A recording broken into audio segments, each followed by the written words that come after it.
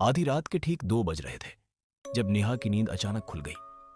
कमरे में अजीब सी ठंडक फैल चुकी थी, जबकि खिड़कियां पूरी तरह बंद थीं।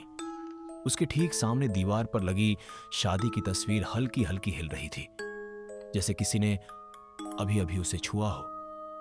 कमरे में कोई नहीं था, फिर भी उसे साफ महसूस हो रहा था कि कोई उन्हें देख रहा है।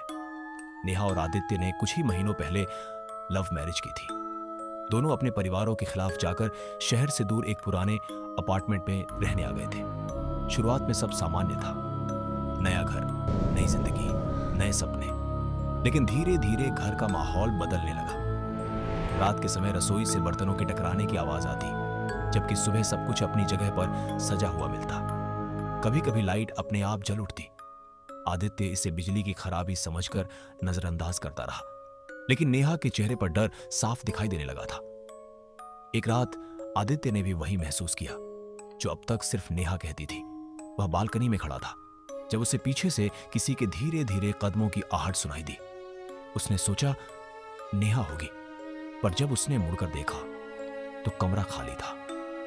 उसी पल उसके मोबाइल में एक अनजान नंबर से मैसेज आया, ये घर तुम्हारा नहीं है। उसके बाद से घटनाएं तेज होने लगी। दीवारों पर हल्के खरोंच के निशान दिखने लगे, जैसे किसी ने नाखून घसीटे हों। नेहा की तबीयत अचानक खराब रहने लगी। वह बार बार कहती कि उसे सपनों में एक लड़की दिखती है जो इसी घर में रहती थी और जो इस शादी से खुश नहीं है। आदित्य ने पड़ोसियों से पूछताछ की तो पता चला कि इस फ्लैट में पहले एक युवती रहती थी जिसने अपने परिवार की मर्जी के खिलाफ शादी की थी। शादी के कुछ ही दिनों बाद उसकी रहस्यमयी मौत हो गई थी। तब से यह घर कई बार किराए पर दिया गया, लेकिन कोई ज्यादा दिन टिक नहीं पाया।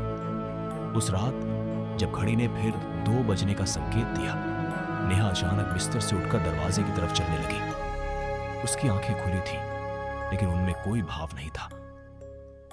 आदित्य ने उसे रोकने की कोशिश की तो कमरे की लाइट अपने आप बंद हो गई। अंधेरे में उसे सिर्फ नेहा की धीमी आवाज सुनाई दी जो उसकी नहीं थी। सुबह जब रोशनी फैली, सब कुछ शांत था।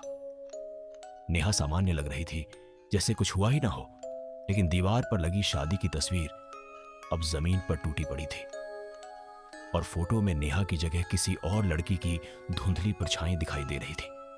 उस दिन के बाद आदित्य ने वह घर छोड़ दिया, पर कहते हैं जिस भी नए जोड़े ने उस फ्लैट में कदम रखा, उनकी शादी के कुछ दिनों बाद रात के ठीक 2 बजे वही तस्वीर हिलती हुई देखी गई। और आज तक यह तय नहीं हो पाया कि वह सिर्फ एक आत्मा थी या किसी अधूरी मोहब्बत का बदला।